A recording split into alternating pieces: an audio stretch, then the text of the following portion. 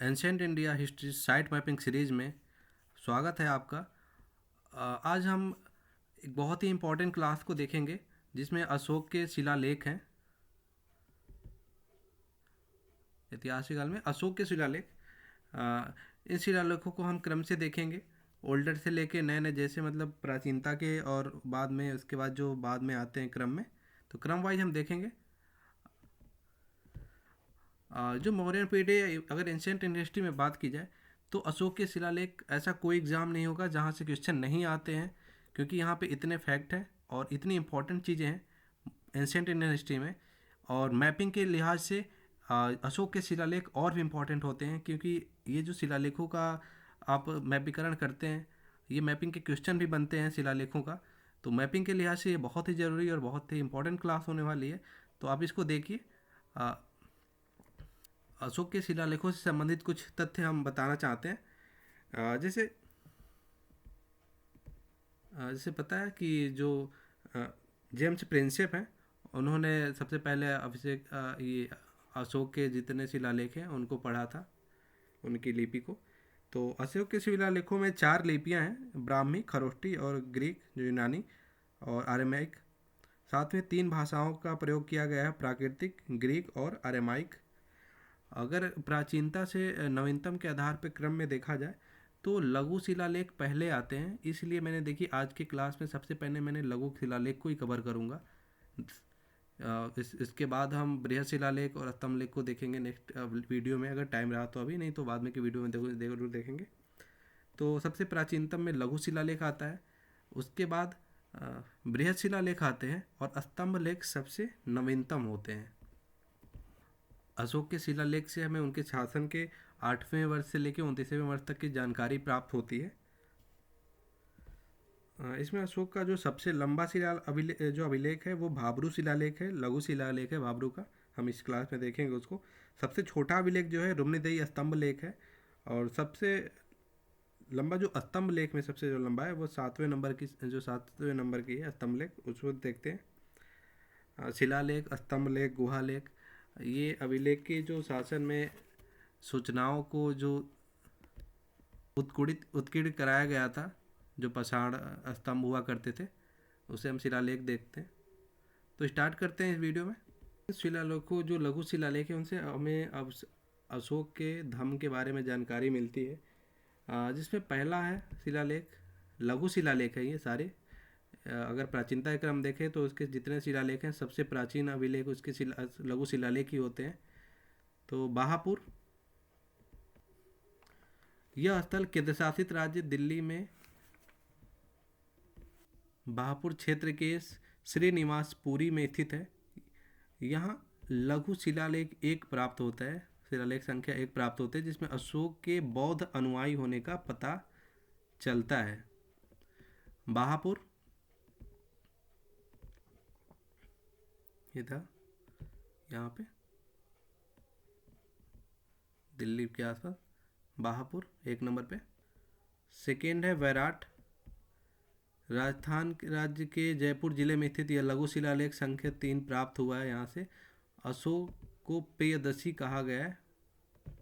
वैराट से जो शिलालेख प्राप्त होते हैं इसी को ही हम भाब्रू शिलालेख कहते हैं।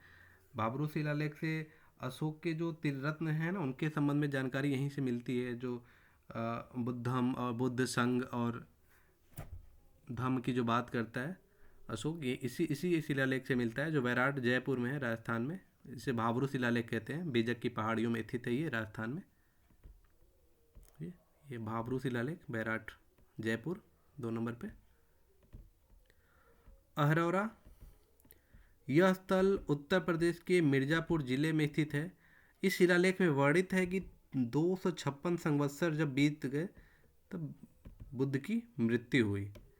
देखिए सारे जो शिलालेख हैं बहुत इंपॉर्टेंट हैं, ये क्लास भी काफ़ी इंपॉर्टेंट होने वाला है, क्योंकि हर एक शिलालेखों से जो संबंधित चीज़ें हैं पूछी जाती है। जैसे वैराट का मैंने भाब्रू शिलालेख का बताया कि जो धम्म के जानकारी मिलती है कि बुद्ध, धम्म, संघ, इन 3 वर्डों के बारे में, ये भाब्रू से मिलता है। और ये जो स्टेटमेंट, ये 256 संवत्सर जो वर्ष जो है बीते तब बुद्ध की मृत्यु, ये भी इम्पोर्टेंट है। अरेरा उत्तर प्रदेश के मिर्ज़ापुर ज़िले में, वहाँ से प्राप्त होता है ये। आप 3 नंबर में ये देख सकते हैं। जो मिर्ज़ापुर बनारस के आसपास है। अरोरा का लघु शिलालेख मिला है अरोरा से। सासाराम,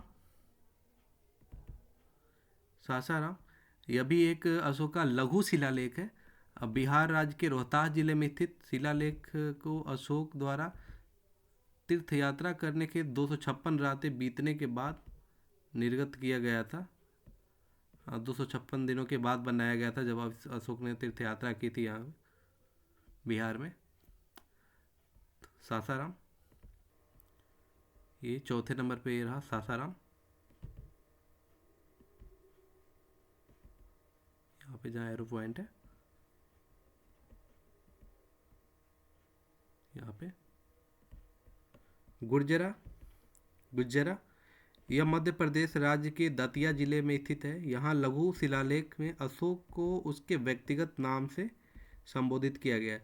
अशोक के जितने व्यक्तिगत नाम को जहाँ जहाँ मिलता है हमें प्रमाण, वो भी सारे इंपॉर्टेंट स्थल होते हैं। और भी एक दो स्थल हैं जैसे मास्की और सारी चीज़ें, तो ये भी याद रखने की चीज़ें हैं। और साथ में मैप में भी देखना है गुजरा को। 5वें नंबर पे ये देखिए मध्य प्रदेश का जो दतिया, ये बुंदेलखंड के आसपास का क्षेत्र है दतिया। 5 नंबर रूपनाथ, यह स्थल मध्य प्रदेश राज्य के कटनी जिले में स्थित है। यहाँ लघु शिलालेख में अशोक ने कहा कि उसने भूदेवों ब्राह्मणों को मिथ्या साबित कर दिया। रूपनाथ ये भी मध्य प्रदेश में है। देखिए 6वें नंबर पे है जो रूपनाथ। यहाँ पे दतिया को हमने देखा मध्य प्रदेश में, ये 6वें नंबर पे लघु शिलालेख।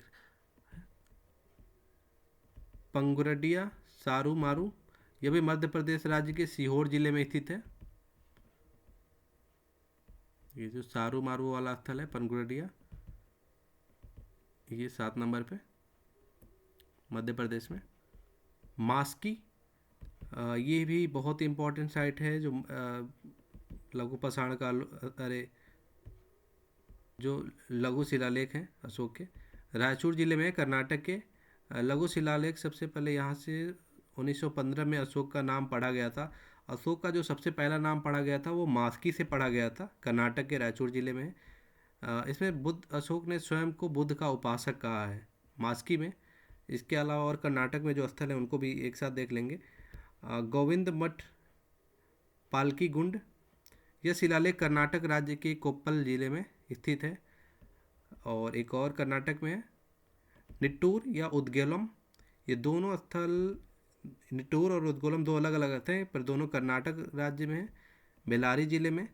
यहाँ प्राप्त लघु शिलालेख में अशोक का व्यक्तिगत नाम मिलता है। देखिए मास्की भी कर्नाटक में, निट्टूर और उदगलम है ये भी कर्नाटक में, और दोनों से अशोक के जो व्यक्तिगत नाम है वो प्राप्त होते हैं। ये इंपॉर्टेंट है क्योंकि एग्जामिनेशन में बहुत आते। ये पूरी जो शिलालेख का ये जो मौर्य पीरियड में है ना अशोक का, वो मतलब एक पूरी यूनिट ही कवर कर लेता है कोई भी इतिहास का, अगर कोई सिलेबस हो और एग्जामिनेशन में जो क्वेश्चन आते हैं उसमें। तो देखते हैं मास्की, गविमठ और निट्टूर और उदगोलम साइट मैप में। ये 8वें नंबर पे ये रहा मास्की, और 9 नंबर पे यहाँ पे इधर यहाँ पे देख लीजिए जहाँ मेरा एरो पॉइंट कर रहा है, यहाँ पे है गविमठ। और 10वें नंबर पे मास्की के जस्ट यहाँ पे साउथ में ही है थोड़ी सी, ये है निट्टूर और उदगलम का जो क्षेत्र है अभी देखा हम लोगों ने।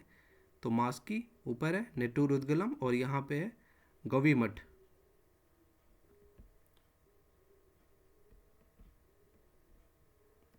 देखिए 8वें नंबर पे ये मास्की, ये निट्टूर और ये गविमठ। इसके अलावा अब हम आंध्र प्रदेश के स्थल देखते हैं। एरगुडी, राजुला, मांडागिरी, ये दोनों स्थल आंध्र प्रदेश राज्य के कर्नूल जिले में स्थित है। इसके अलावा कर्नाटक में एक और स्थल है ब्रह्मगिरी या जटिंग रामेश्वर, कर्नाटक राज्य के चित्रदुर्ग जिले में स्थित है। ब्रह्मगिरी अभिलेख में अशोक कहता है कि धम्म नीति प्रसारण के बाद जम्बूद्वीप देवताओं की योग्य हो गया। जम्बूद्वीप जो भारत का नाम है, तो ये ब्रह्मगिरी का है, ये स्टेटमेंट भी देख सकते हैं। और ये स्थल देखते हैं मैप में, और एरागुडी जो आंध्र प्रदेश में, दोनों को, एरागुडी, ब्रह्मगिरी और जटिंग रामेश्वरम। चलिए, ये है 11वें नंबर पर एरागुडी, राजुला, मंडागिरी 11 नंबर पे। ये देखिए 11 नंबर पे ये जो स्थल है करनूल ज़िले में, आंध्र प्रदेश के। और 12 नंबर पे ब्रह्मगिरी जटिंग रामेश्वर है। ब्रह्मगिरी को इससे पहले भी हम लोगों ने लोकेट करके दिखाया था। ब्रह्मगिरी देखिए, यहाँ पे छोटे छोटे स्थल हैं जो ब्रह्मगिरी, यहाँ पे और भी स्थल है। ये यहाँ पे ब्रह्मगिरी, और ये येरुगुडी जो था वो यहाँ पे 11 नंबर पे है, आंध्र प्रदेश में। नेक्स्ट, सिद्धपुरा। यह शिलालेख ये भी कर्नाटक राज्य के चित्रदुर्ग जिले में स्थित है। देखिए 13 नंबर पे जहाँ में ब्रह्मगिरी है ना, इसके थोड़ी सी जस्ट नॉर्थ में देखेंगे सिद्धपुरा। ब्रह्मगिरी भी यहीं पे 12 नंबर पे, और यहीं पे ऊपर दिशा में थोड़ी सी,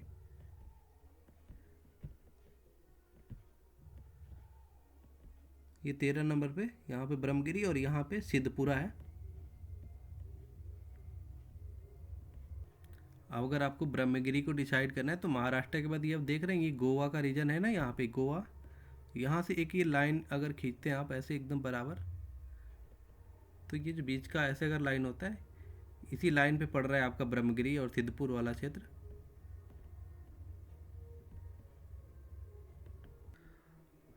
मध्य प्रदेश में एक और इम्पोर्टेंट स्थल सांची। यह मध्य प्रदेश राज्य के रायसेन जिले में स्थित है। इस अभिलेख में संघ भेद धर्मादेश की बात कही गई है। संघ भेद की बात यहाँ पे भी उसने किया है अशोक ने। इसके अलावा कौशाम्बी के भी जो मिले हैं शिलालेख, वहाँ से भी संघ भेद की बात की गई है। तो फिलहाल हम आगे जैसे जैसे आएंगे हम उसको देखते जाएंगे। फिलहाल सांची को देखते हैं। यहाँ पे संघ भेद का आदेश दिया कि जो संघ भेद में जो संघ भेद डालेगा उसको सज़ा का प्रावधान किया गया था। तो उसका आदेश सांची से मिला है और कौशाम्बी से भी मिला था। इसके अलावा कौशाम्बी, सांची और सारनाथ, यहाँ से भी संघवेद का मिला है। 3 जगह से मिला है संघवेद का। देखिए अगर ये तीनों स्थलों देख लेते हैं सांच में, तो उत्तर प्रदेश के सारनाथ ये है, वाराणसी जिले में हम लोगों को देखा था। संघवेद का धर्मादेश यहाँ से भी मिला है। कौशाम्बी उत्तर प्रदेश का एक ज़िला जो प्रयागराज के पास में है, अशोक द्वारा संघ भेद का धर्मादेश दिया गया था। तो इन 3 स्थलों से सांची, सारनाथ और कौशाम्बी, इन 3 स्थलों से अशोक ने संघ भेद के खिलाफ जो हुआ था वो धर्मादेश जारी किया गया था कि जो संघ भेद में जो फूट डालेगा उसको पनिशमेंट के लिए। तो ये तीनों स्थल देखते हैं, सांची, सारनाथ और कौशाम्बी। मैप में चलते हैं। ओके, तो ये देखिए 14 नंबर पे आप देख सकते हैं, यहाँ से ये जो 14 नंबर पे है सांची हो गया, ये मध्य प्रदेश में। इसके अलावा 15 नंबर पे आप देख सकते हैं सारनाथ, वाराणसी के क्षेत्र में। इससे पहले हम लोगों ने अरौरा देखा था। ये 3 नंबर पे जो है अरौरा, जो मिर्ज़ापुर ज़िले में है, वाराणसी से सटा हुआ है। और ये यहाँ पे प्रयागराज के पास कौशाम्बी है 16 नंबर पे। तो सांची, कौशाम्बी, सारनाथ, तीनों स्थलों से संघवेद के धर्मादेश मिलते हैं। नेक्स्ट, निगाली सागर। ये भी लघु शिलालेख है। सारे लघु शिलालेखों को हम देख रहे हैं। फिर से बता दूं कि ये लघु शिलालेख अपनी प्राचीन, अगर लघु, बृहत और स्तंभ लेख की बात की जाए तो लघु शिलालेख इन सबसे प्राचीन है, इसलिए हम इनको पहले देख रहे हैं। इसके बाद हम बृहत शिलालेख देखेंगे और उसके बाद स्तंभ लेख देखेंगे। तो निगाली सागर ये नेपाल लुम्बिनी क्षेत्र में है। यहाँ पर अशोक के स्मृति लेख प्राप्त होते हैं। यह शिलालेख बताता है कि अशोक ने अपने राज्याभिषेक के 14वें वर्ष कनक मुनि बुद्ध के स्तूप का विस्तार किया था। निगाली सागर ये लुम्बिनी में है, नेपाल में। इसके अलावा नेपाल में और जो स्थल एक देख लेते हैं यहीं पे, रुम्नीदेई। नेपाल के लुम्बिनी क्षेत्र में ये भी है रुम्नीदेई।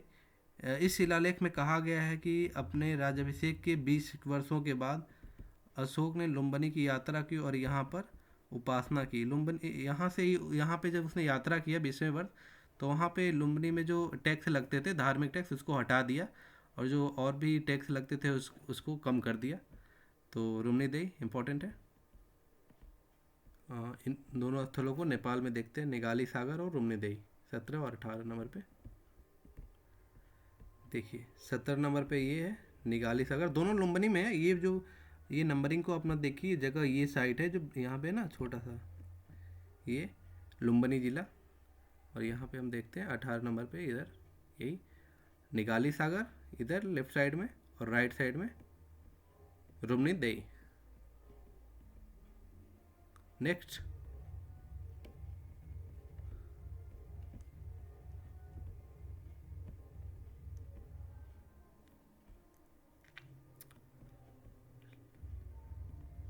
लघु शिलालेखों में और दो स्थल बचे हुए हैं हमें। बराबर, यह बिहार राज्य के जहानाबाद जिले में स्थित है। यहाँ से दो गुहा लेख प्राप्त होते हैं, सॉरी दो नहीं। बराबर में आजीवकों के लिए अशोक ने, वो बुद्धिस्ट मतान्वय होते हुए भी आजीवकों के लिए अशोक ने 3 गुफाएं जो बनवाई थी, 3 गुफाओं को बनवा के उन्हें रहने के लिए, आवास के लिए दिया था। इसमें पहला है कर्ण चौपर, सुदामा चौपर सेकंड, और थर्ड है विश्व झोपड़ी। ये 3 है। इसके अलावा दशरथ के भी मिलते हैं यहाँ पे गुफा। अशोक के बारे में पढ़ रहे हैं, अशोक के शिलालेख के बारे में। और बराबर, अशोक ने यह स्थान आजीविक संप्रदाय के ऋषियों के लिए दान दिया था। और एक और स्थल देख लेते हैं अभी, अमरावती। यह स्थल वर्तमान आंध्र प्रदेश के गुंटूर जिले क्षेत्र में स्थित है। अशोक कालीन यह एक विचिन्न अभिलेख प्राप्त हुआ है। यहाँ से भी कुछ जर्जर अवस्था में मिलता है अमरावती का जो शिलालेख है। स्पेशली अगर देखा जाए तो 8 शिलालेख हैं मुख्य रूप से। ये बराबर की जो हम देखते हैं, ये गुहालेख में हमें इसे काउंट करते हैं। और अमरावती से जो मिला है वो शिलालेख जो है लघु शिलालेख, तो वो अभी जर्जर अवस्था में मिला है, पर इसको हम काउंट करते हैं। टोटल ये आज हमने 20 साइट देखा अब अशोक के, जिसमें 18 लघु शिलालेख हैं जो मुख्य रूप से इम्पोर्टेंट, और एक बराबर का गुहालेख और अमरावती। इन देखते हैं बराबर और अमरावती को। देखिए जो बराबर है ना, बराबर की पहाड़ियाँ, यहाँ पे बिहार के जहानाबाद जिला पड़ता है एक, यहाँ पे दक्षिणी दिशा में है बराबर। इतना आप देख सकते हैं, याद रखिए कि कौन साउथ में पड़ रहा है, कौन नॉर्थ में। इसके अलावा अमरावती, जो इसको और भी हम आगे पढ़ेंगे, अभी बुद्धिस्ट साइट में जितने पढ़ेंगे सातवाहन पीरियड में अमरावती का खूब हम चर्चा देखते हैं। अमरावती एक बुद्धिस्ट साइट ही है, वहाँ से हमें बौद्ध धर्म के बहुत साक्ष्य मिलते हैं। तो ये 20 नंबर पे अमरावती है। तो इस क्लास में हमने जैसे बताया कि अशोक के प्राचीनता के आधार पे सबसे पहले जो प्राचीन है लघु शिलालेख, तो उसको कवर किया। नेक्स्ट वीडियो में हम बृहद शिलालेख, उसके बाद स्तंभ लेख को देखेंगे। फिलहाल इस वीडियो में इतना ही। Thank you.